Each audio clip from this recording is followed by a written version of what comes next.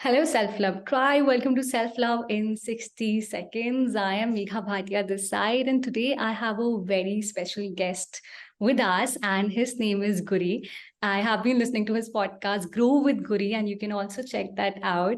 So let's start the conversation. So, what I generally do in my podcast with a guest is I ask them to open their arms like this. So you can also try that. Okay. Yeah, You have to let's give do it. yourself a tight hug like this. That's so nice. Cool. Now we can start with the question. So, what's your story, Guri? All right, yeah.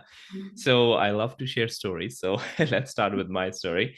So I'll say let's go back to 2017. So this was when I moved to Canada. And after a few months, I started feeling some kind of burden, stress, and anxiety because my world was literally shifted, Hmm. like everything. And I felt very hopeless and defeated for some reason, and I didn't like what I was doing. I couldn't find work in my field, and I was at that time I was trying to find a job in IT, Oh, and I was heartbroken as well. Didn't have any emotional support, so I hmm. kind of slipped into depression. That Okay. I found out later. Hmm. It was too much for my soul, so I kind of isolated myself. I didn't tell my family or talk to a therapist because of limited resources. I moved to Canada. You know, it's always hard, especially in the beginning. Hmm. So I will listen to prayers to help me feel calm. And at this time, I was doing a lot of research, working on myself. I kind of had this, this spiritual awakening as well, right? Everything was just like not making sense. So I started meditating every day. And this one morning, I remember I woke up and I couldn't stop crying, like couldn't stop crying, and I didn't know the reason. Because Okay. last night, it's not that something happened last night. It Yeah. was just that I couldn't stop crying. I was like, why I'm crying? Like, what's going on? Like oceans of tears rolling down my eyes. But it was very healing in a way. Okay. And I think from that day, because that was like a big moment, so my brain just kind of captured that image that okay, this was the day. From that day, I started making progress. And fast forward, I started sharing my experience on social media. Hmm. Then also using manifestation, using Hmm. everything that I was learning, I found like new opportunities where I could share my message, my experience, and help others. So yeah, that's and it never stopped, and that's kind of like my story. I would like to know when you started crying, right?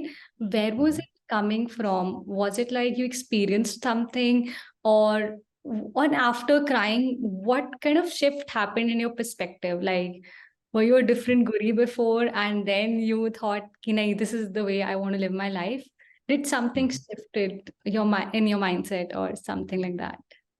Yeah, no, definitely. So I would say like even before that moment, I Mm. started feeling a little bit different. I started seeing the world in a different way. Okay. So I think, and again with meditation, now I know way more than what I knew at that time. Right. That with meditation you release a lot of emotions that are like, because the thing is, what we do is Mm. we have some traumatic experience we go through, every day. Let's say, somebody's heartbroken or didn't find a job. We try to suppress our emotions. And Yes. with time, with meditation, what you do is you kind of bring those emotions to the surface.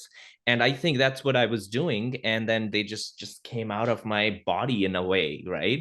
Mm. So but yeah, that was a big shift. And yeah, everything just was like, again, my previous life, or Yeah. even like in this life, my previous life was just different, and now it's just different, totally different. Yeah. Yeah, I think it's so important to accept your emotions, whatever you're feeling, because specifically here, so there are a lot of sayings in India that, oh my God, if you're a guy, you cannot cry, or if you're a girl, you are being too emotional. Rather than accepting that as humans, we all can feel different kind of emotions, anger, sadness, sorrow, or just crying. So I feel it's so important. And meditation helps a lot. I have also, like, I've been meditating from last 7 years every day in the morning. So Wow. I think that's something which makes you more focused and more aware about life. So if we talk about Guri, self-love, what are your views on that?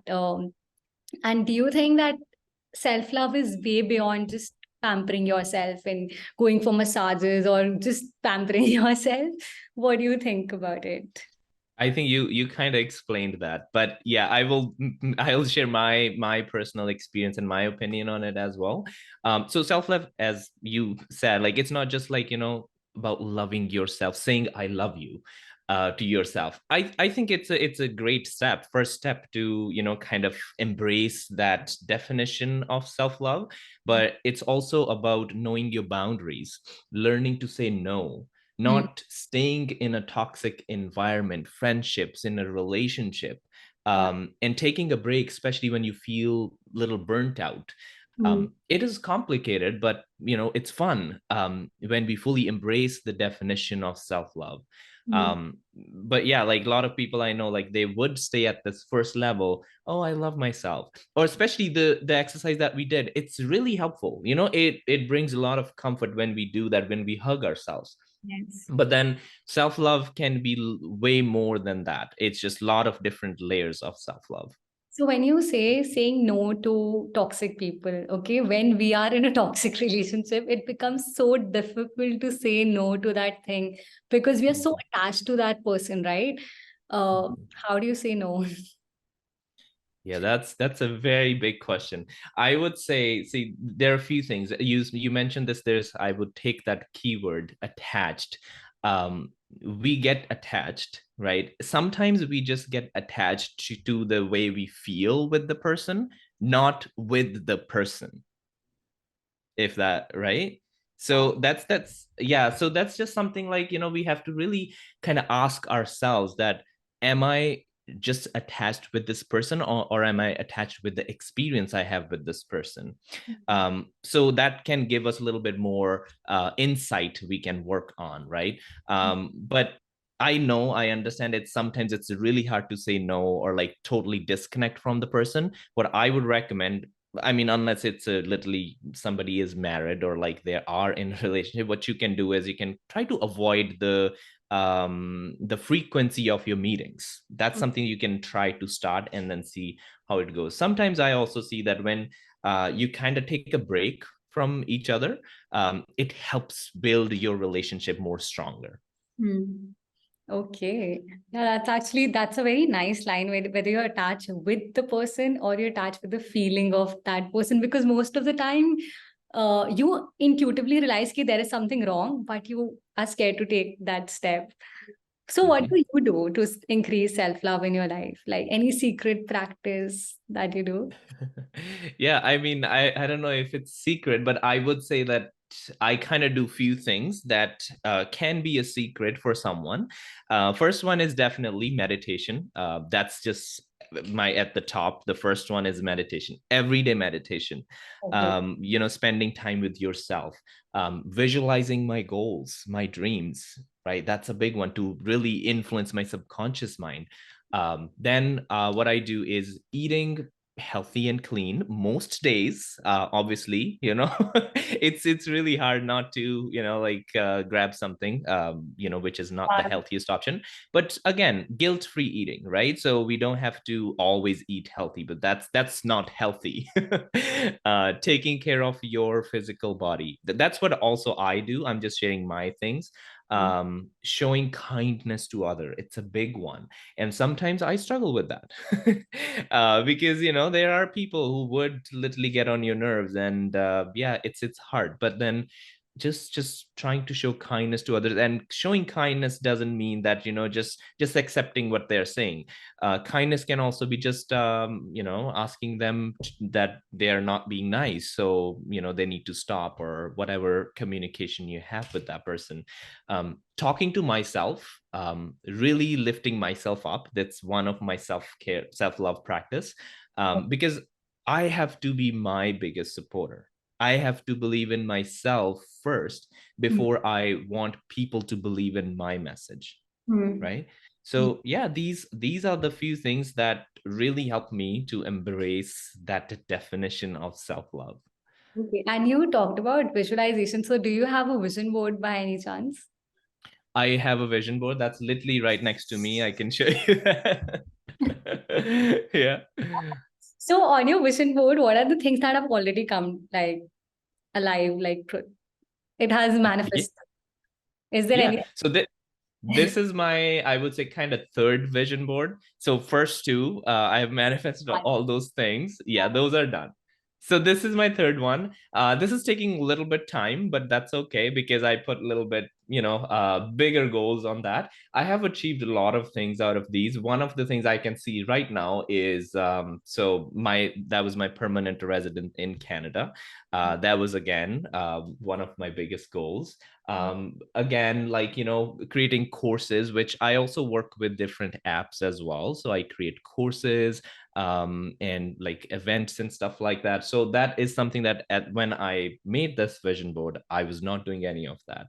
And there is also a retreat that I wanted to do. So I had the image of that place. So I went there. It's not the same place, but literally a Yeah. similar place. Yeah. Okay. So yeah, again, lot of other things that my health goals, they are there.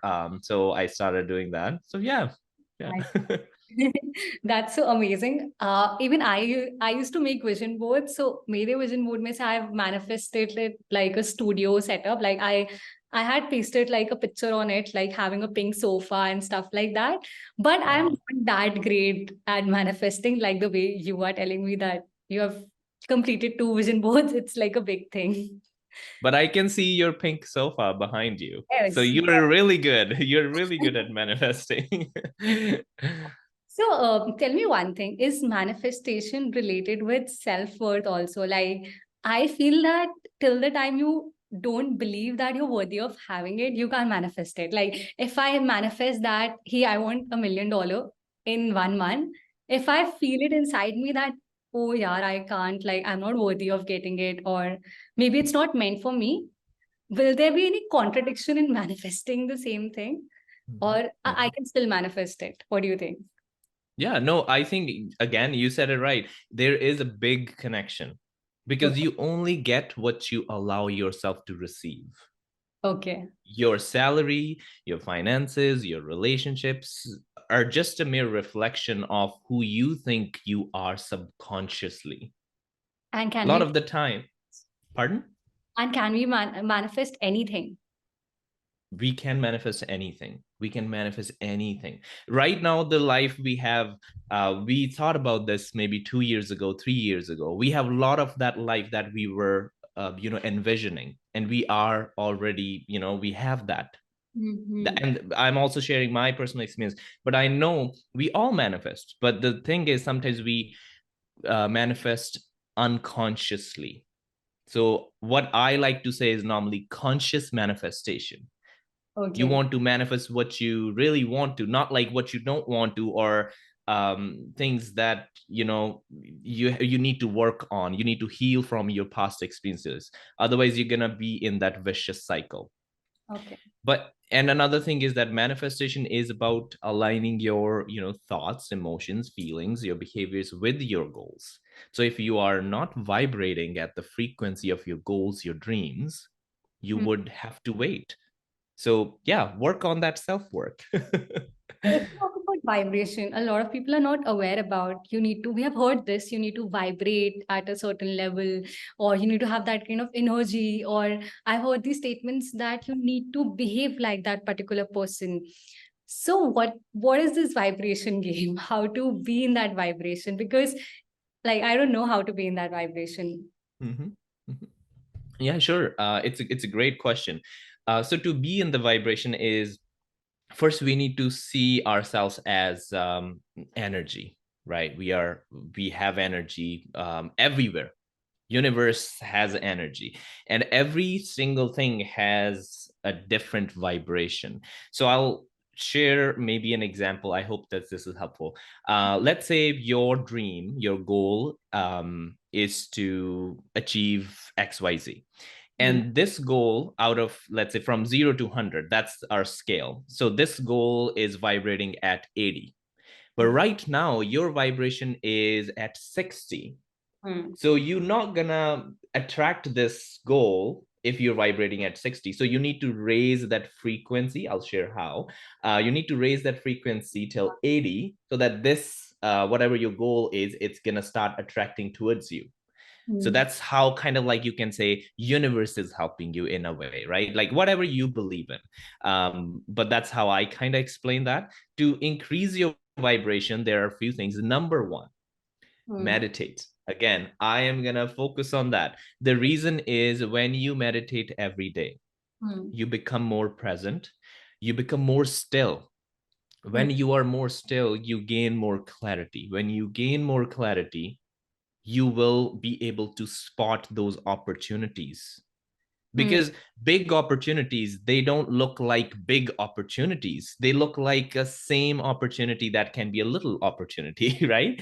So you have to spot, you have to tap into that unknown. When you are doing that, so you're tapping into the unknown, you're facing your fears little by little. You don't have to like really go in front of the fire, right? Little by little, yeah. You would start vibrating at a different frequency. Okay. Yeah, by making one decision, you literally tap into a different reality, tap into a different vibration. By becoming more aware about the resources or the opportunities that we are already having. Okay. Mhm. It's like what you focus on, it grows. So it's like if you start observing that things are near you only, you will start meeting the right people and start attracting the same things. Mhm. Oh, Exactly, yeah. okay. So the only way to increase energy is to meditate. Not the only way. Like My favorite way. your favorite. Yes. Yeah, my favorite way. And again, one of the most powerful ways. Because I know some people kind of get a little confused when they think about meditation. Meditation can be just simply becoming aware of the present. Instead of, like, let's say, sitting cross-legged and just focusing on your breathing. That's, again, very helpful, has different benefits. But if you are not into meditation, try to just be more present, and not in your head, more in your body, less in your head. I understand. And to people who are listening to this podcast, you can check out Grow with Guri podcast, because I think you have a lot of guided meditations related to self-love, visualization, anxiety. So I think the meditations are very, very helpful, and they're very like for a short duration. They're not big duration meditation, like 5 minutes, 10 minutes. So I feel that will be really helpful for my listeners. Next question is, which is like a budding question, which I think a lot of my listeners, because they are young people and Mhm. they face this situation. So in India, dating apps are like very active these days. People are swiping right, swiping left, and it's like the new cool thing. Okay. But Mhm. what's happening is we have so many choices, yet we are not able to find that one perfect partner. And once you Mhm. find that partner, you feel that, oh, I can get someone better than that, and then better than that. Mhm. So, Mhm. what do you think, Guri? Do you think soulmate exists in this world? Is there like just a fancy word, or asli mein there is a thing called as soulmate? Mhm. I love your questions. uh, but yes, you're right about it. But what we can understand from this is, like, first, yes, soulmates will always exist, and soulmates exist. Um, because the thing is, if you really kind of divide that big word soulmate, it's a soul mate. So if there is a soul, there will be your mate. Oh. And one misconception we have about soulmates is that it's their life partner. It can be anyone, actually. It can be your friend, it can be your sister, your cousin, can be anyone, and it can be your partner as well. Hmm. And I think modern technology, Tinder or whatever apps that people use these days, um I'm saying people use these days. I used those too. It really helps us to connect with more people, so we can kind of see that as an advantage over disadvantage. Mm. um, we have more options, yes, because again, literally by swiping right and left, you can be just like, okay, I have more options. Yeah. But it comes down to everyone's priorities, their principles. And this is the same thing when I was dating a few years ago, or not dating, when I was trying to find dates a few years ago. Um, I had the same kind of mindset in the beginning, because what I was hearing from everybody was, oh, it's so hard to find a relationship. Nobody is serious. Everybody is there to hook up or whatever the beliefs are. Mm. But I knew, and I had this belief, I don't care if there are people just looking for, one night stand or whatever. But for me, there is going to be that one person who is going to match that same vibration. And Mm. that was my belief. Okay. And then that happened, right? Like, so it's all about your belief, what you believe in. Some people believe in monogamy, right? Some people want to be with one person, because now world is changing, and Mm. we have to change that as well. We have to evolve with the world. Some people, they are more open to, like, having an open relationship. So it comes down to what two people agrees on. So that's something that I think it's more important than finding the, like, the perfect partner. Mm-hmm. So it's more about communication. It's more about sharing similar values, because once we have that, then yeah, you find your perfect. Even there is nobody who is perfect. Being in a relationship, I can tell that. Yeah, it's just like finding that person who can, Okay, yeah, I be with them. understand you because we all are imperfect. Like we all have flaws. We are humans, and it's a person maybe who is comfortable with your flaws, and when you are also comfortable with your own flaws, it's Mhm. something like that. And I really like the point key. You need to believe in it because around me also there are a lot of people who say dating apps are just for hookups. You are not going to find the love of your life over there, but it's maybe and guys tend to cheat or girls tend to cheat, but I really like value your point that it's about believing in it. So do you have like your soulmate in your life, and what do you think are the green flags that a person should see in a soulmate? Oh, okay, that's a good one. um Green flags. So again, first thing is that um acceptance. They should be accepting, right? Like, it's, if you think that this person is just really happy to be with you, not like, especially for, I'm not talking about like in the beginning, right? Because in the beginning, we are different, we behave in a different way, we kind of have this halo effect, right? And once that period is gone, then you really get to know the other person. Um i for me, especially, it's a connection with the soul more than the physicality of it. Even that is something that matters too. But once you spend some time with this person, you start to connect with their soul. And every communication is based on energy. And if someone gives you that kind of bliss, that safety, when you're around them, you feel kind of secure, not just like, financially, secure. It's just like you just feel safe and you find peace. You want to go on adventures with this person. You want to know, like, their deepest secrets. You both share similar dreams. You don't speak, but you still understand each other. I think that's a big green flag. So if you feel that with someone, I think that's probably a really good sign. That can be your soulmate. But even if it's not your soulmate, it's just someone that it's worth giving it a try. Exactly. It's worth keeping that person in your life. Like if you, Pardon? it's worth keeping that person in your life if you can enjoy the silence with that person. I think that's one of the most beautiful thing in the world. Like sitting with a person silently, not talking, yet embracing that peaceful moment with that person.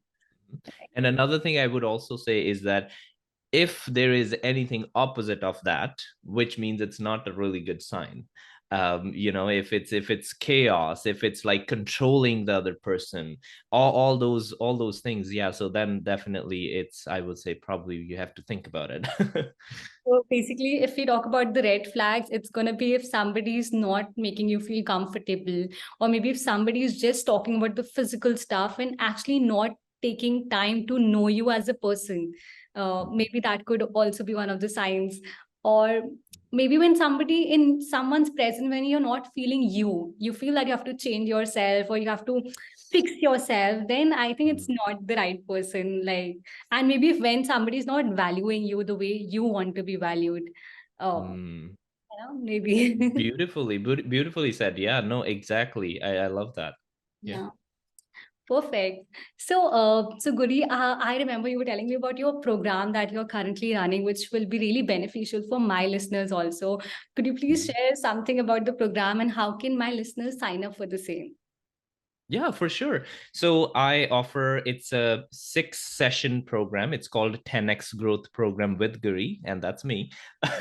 So what I do is I help people, anybody who is on an entrepreneur journey, who has some kind of passion, some kind of purpose, but they're not sure how to pursue that. They feel stuck.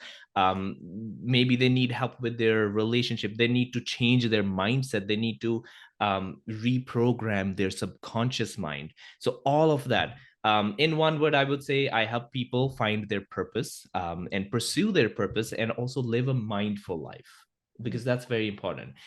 And uh, and I run this program. It goes from anywhere from 6 to 12 weeks, and it depends upon the progress of the other person who is making. I always work one on one, and I'm not sure for how long I can do that, because time is limited, in a day, and it's getting a little bit harder for me to do that with one on one. But that's what I do for now. That's why it's exclusive program, and people can fill the form. They can go on my profile, or you can put the links probably under this description, and they can fill the form, and then normally I reach out to the person and they can book a call with me. Perfect. That's amazing. And I think one-to-one sessions are always beautiful because you get this personal connection. In recorded sessions, you don't get that. And it's going to be, I'm sure it's going to be very valuable for people who are going to do the course. So I'm going to put the links in the description. Thank you so much, Guri, for taking our time and having this wonderful conversation. I'm dead sure that a lot of people are going to benefit from this conversation. And thank you so much for your time. Yeah, no, thank you for inviting me, and thank you for introducing me to your audience. And again, I would be more than happy to answer any questions or anything if you have, any of your listeners have. Yeah, no, it was great, and your questions were like, I would say, one of the best interviews I've ever done. So thank you. Thank you so much. Take care and have a lovely day ahead. Thank you. You too. Thanks.